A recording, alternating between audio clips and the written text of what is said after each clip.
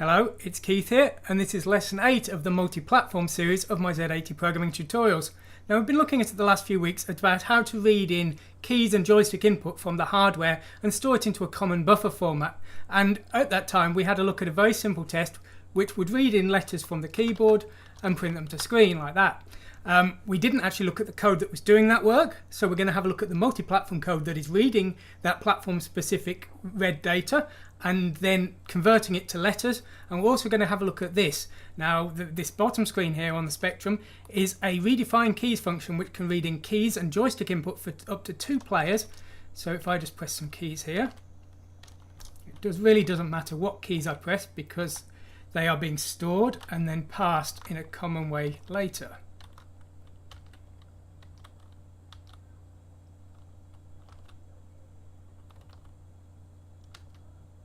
And so I've just redefined my keys, and now you can see I've got FFFF.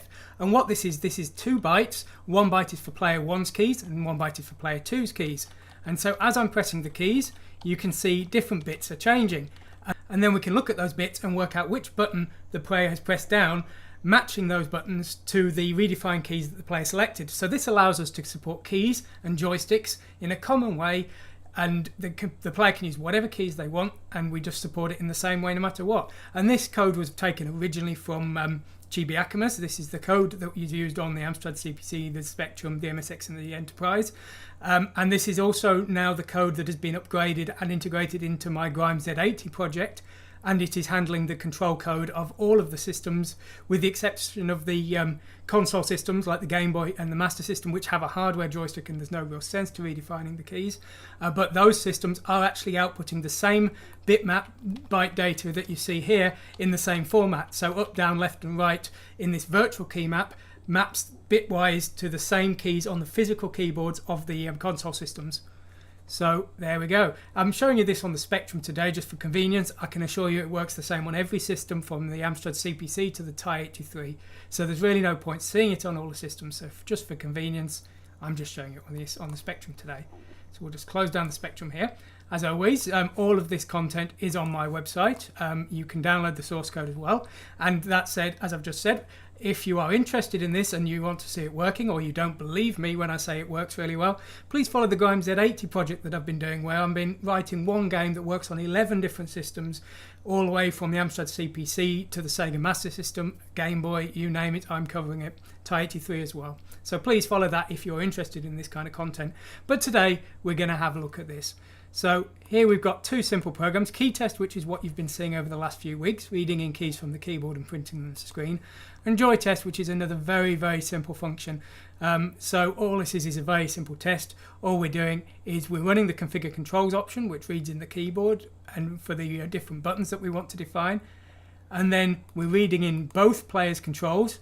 Player 1 is loaded into H, player 2 is loaded into L, and we show them as 2 bytes on the screen, and that's why you could see in the top left corner those 2 bytes.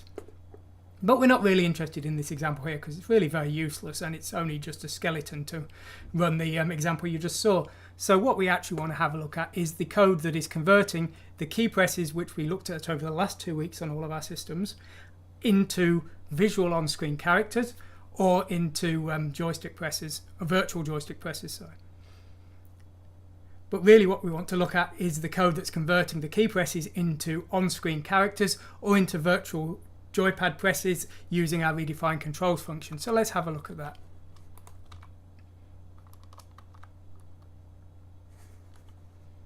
Now, just as a quick reminder, all of the systems we used in the past did have a virtual key map defined, and this was an ASCII map of the keys in the hardware layout. So we previously defined this for every single one of our systems, and that's very important when it comes to today's lesson because we can now use that key map to actually convert hardware key presses into platform-specific letters, and this is how we do it.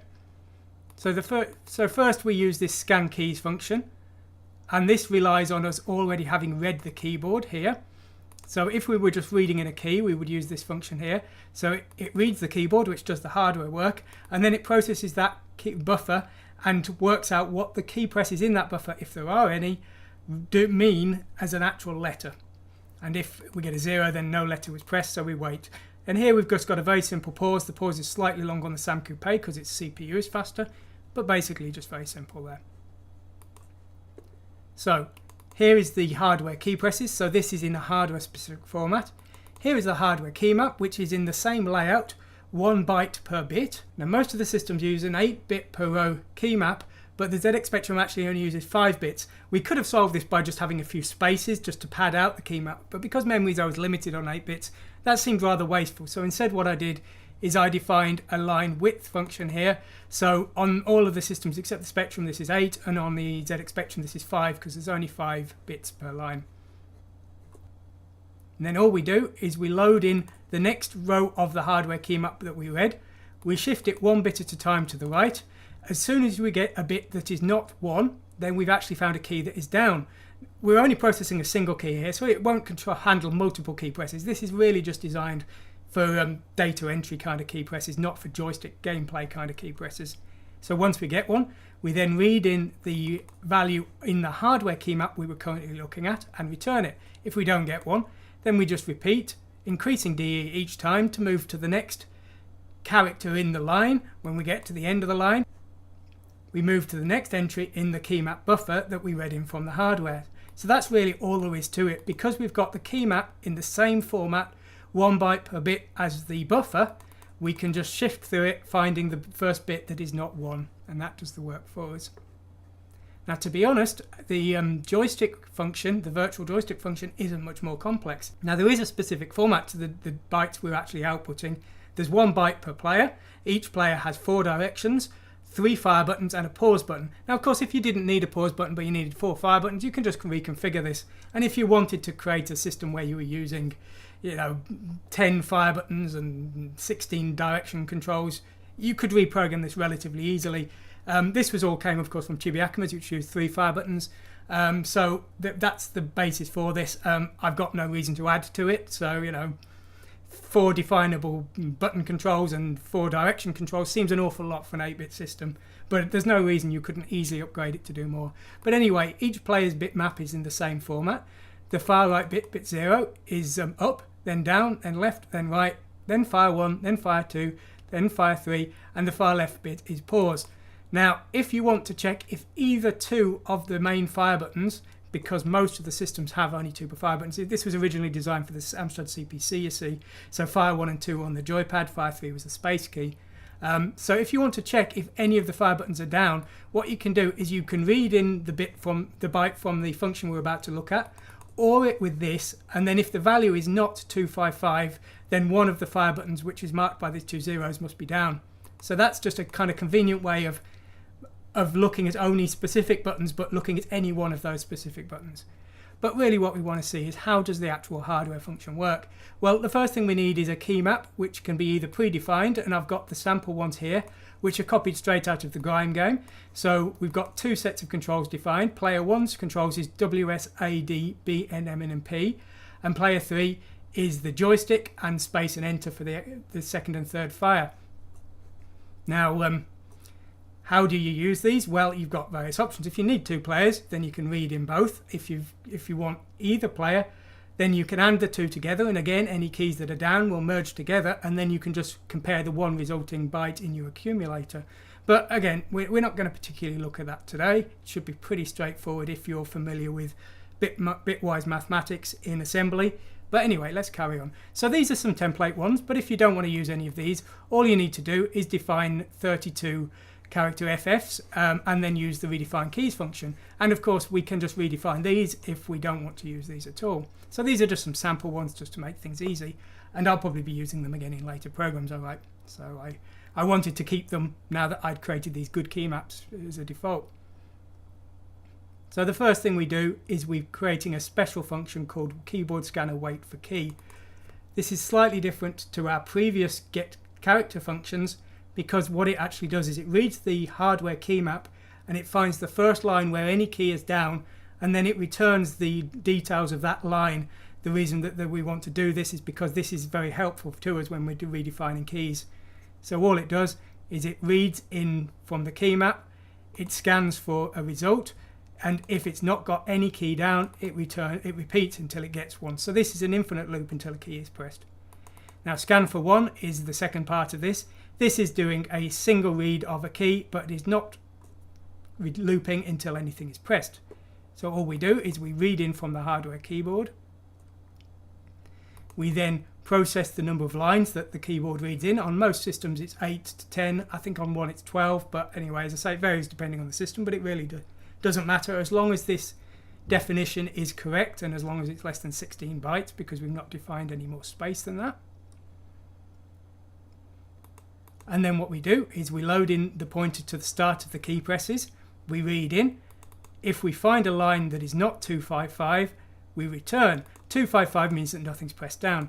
So once we return, what we've effectively got is we've got the current row in C, and we've got the memory address in HL if we want that.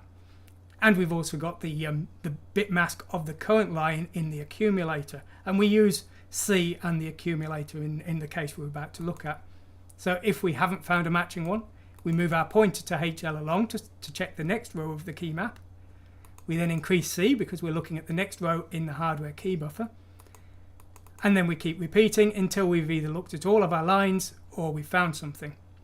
And if we found nothing, we return, which would effectively return 255. And then this is our special function here, which reads in the controls of both of the players. Now, how does this work? Well, it's very simple. It uses the functions down here. We're going to look at it in a second. Reads in the keys. It runs the read controls function for player 2. It runs the read controls function for player 1. And then it returns, but it loads in the player 2 one in L and the player 1 version in H. So you've got a nice matching H and L, which are player 2 and player 1 at the same time. If your game only had one player and you were really pressed for processing power, of course, you don't need to do both of these, which is why you've got this dual function to automatically do it, but you've got the option of doing just a single one. So here's the function that actually does the reading. Now, if you look at our key maps here, the way it works is you've got a mask of the bits in the row, and then you've got a row number. So this is saying that if row number 03 is F7, then pause is down. And that's why you can see these two are identical, because both players have got the same pause key defined. But this, on the other hand, will be the up key, and this will also be the up key for player 1. So this is, I think this is actually the joystick. Row 9 is, I believe, the joystick, and row 7 will be part of the keyboard. So as I say, you really don't need to understand this beyond having a vague concept of what it's doing, because the whole point is the define keys function allows you to get these for you. And all I did to get these good key maps is I ran the program, I dumped the resulting key map, and then I manually retyped it in so that I had this without the alternative, which is looking at the charts of the keyboard matrices and writing down all the numbers and making lots of mistakes, which is at least what happened to me when I was doing Chibi Yakimas. So I got the code to do the work for me this time. So yep. So the procedure for reading the key map is very simple. We have HL pointing to the player's defined controls. We have B pointing to the number of bits for each player, the number of controls we're defining, which is of course always 8. We then push BC. We read in the bit mask of the keys that we are wanting to find if this button is pressed down. We read in the line number into A. We then shift along the key presses map, which is the hardware received data. We add A to L. We're relying on this being aligned to a 16-byte boundary because we're only updating one of the bytes here, and we are going to be using up to 16 here. So that's just something important, but if you're using my samples, it will be. So then we've got HL pointing to the row we want to compare. So we read it in. We then OR in the mask of the key that we're checking if it's pressed. Now, if the result is 255, then the key presses don't match that key. So what we do is, to check this, we ink A. If A isn't 255, then one of the keys must be pressed down. And what we want to do is we want to set the carry flag to 0. So we jump to here and skip over this here. This is set carry flag, and if the key isn't pressed down, we will set the carry flag here to make it 1. Now, when we get down to here, we're shifting the carry flag into C, and we do this 8 times, so the end result is that C will contain a bit for all of the key presses that we've looked at. If the key is down, it will be a 0. If the key is up, it will be a 1. And of course, because of the way we're doing this, it's in theory possible for all of the keys to be down at the same time. Of course, key clash could get in the way of that, but there's nothing in this code that would actually limit you from doing that. So that's how we're actually reading in the key map and getting that resulting 1 byte per player's controls. But the other element to this is, of course, actually reading in the player's defined keys. So let's have a look at that. Well, the first thing we need is some text to show to the player. So you can see it, we've got definitions of all the strings for player 2 and player 1, up, down, left, right, fire and pause. And then here we've got pointers to those strings. Now the order is important here because they're shown in reverse order, and they have to be shown in this order because this matches the order that the bytes are stored in the actual key map that you see up here. So as I said, player 1 is below player 2, and up is on the far right, and pause is on the far left. And that's why, if you look here, that's why they're in this format. So that's kind of important, but it doesn't make any major difference. It looks a bit odd, but it works just fine. So, well, what do? Well, we load in a value for B. Now B starts at 16. Now we're doing a different pause on the CPC because the CPC interrupts run much faster than the other systems. So we're doing 6 times the number of halts because we're using halt here to delay the system. We then push BC, load in the key map, load in the key that we're about to look at. We decrease A by 1 so that we are 0 based. We then double it. We add it to the key map. This is the pointer to the key map. So now we're storing the string, the pointer to the string that we want to show. Well, that's all very well and good. So we clear the screen on the tie because the tie is too small. We then press a key 4 here using our standard print screen function. We then do our print string with that pointer, which will show the message for the key we're actually waiting for the user to press. Next, we load in the key map where we're actually going to save the data to. We then add the pointer to the key we're going to save, because just like with the strings, each entry here is 2 bytes, so we can use the same offset to get the pointer to the string and the pointer to the destination data. Now, if you remember, I said wait for key will store specific information. It stores in the accumulator the mask of the line that had a button pressed down, and it also stores in C the number of the line. And that's what we're doing here. We're storing those 2 resulting values. So actually a lot of the work is being done by our wait for key function here and not actually in the key map function here. So this is actually very simple because of the complexity of that previous function. So when we get down to here, we just do a new line, and we've got an option here for either 1 player or 2 players. So if we've got 2 players, we're doing all 16. But if we're doing 1 player, we check if we've got to number 8.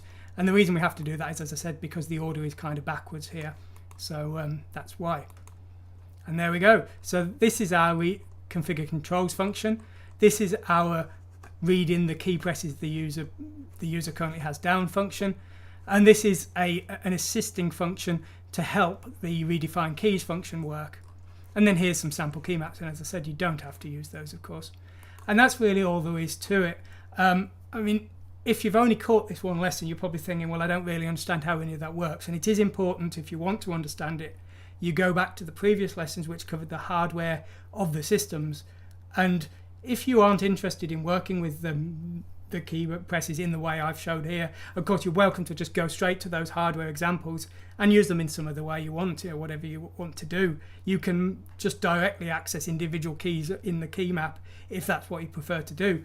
But for me, when I was writing Chibi Akamas, I wanted the control to be redefinable, and when it came to supporting more systems and things like Toto's Multiplay, which is an external device which takes in joystick input without key clash, it was very easy for me to map the Toto hardware to this bit map mask, and I could just overlay the 2 and just read them both simultaneously. So using a virtual key map and converting the hardware presses to a virtual presses makes supporting things like the Game Boy, the Enterprise, every system you can imagine very, very easy, because you're boiling everything down to a simple end result, and as long as that end result is the same, your game code won't notice what the difference is.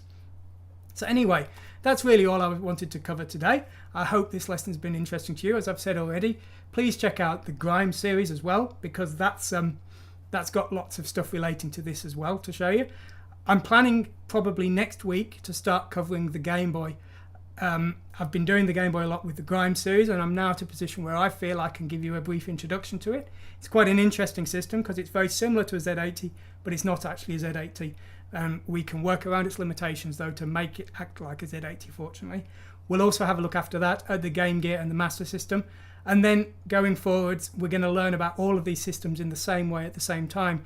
So we'll have to do some refreshing and look at graphics on those systems and key reading on those systems, although key reading is very, very simple. But graphics is not necessarily very simple. But again, we can work with all those systems in a common way. And that's what the Grime Z80 project was about. It was making a large number of very different systems work in a common way, so I could write one game in 7 days that worked on all those systems, and it was reasonably successful. And if you're following that series, you'll be seeing the results as those videos are released. Well, anyway, I hope you've enjoyed this lesson. If you want to see more, please follow my channel, because there's plenty more coming, and there's all kinds of things from colors to changing palettes to disc reading. I've got really lots and lots of stuff coming. So thanks for watching today anyway, and goodbye.